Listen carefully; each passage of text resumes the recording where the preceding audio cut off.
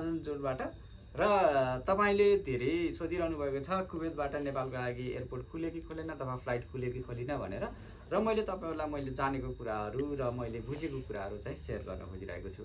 कुवेतबाट नेपाल आउनको लागि एयरपोर्ट खुलेको हो, फ्लाइट खुलेको हो जजिरा एयरवेज र जजिरा एयरवेजले कसरी खुलाइरहेको छ भने कुवेतबाट तपाई साउदी हुँदै नेपाल आउने हो र कुवेतबाट साउदी हुँदै नेपाल आउनलाई कुवेतबाट साउदीसम्म बसमा जानुपर्ने हुन्छ दुईटा एयरपोर्टमा। एउटा नजिकै एयरपोर्ट छ त्यो चाहिँ 2.5 घण्टा जति लाग्छ नयाँ एयरपोर्ट हो र अर्को दमाममा जानुपर्ने हुन्छ। दमाममा चाहिँ तपाईको 7-8 घण्टा जति बसबाट लाग्छ।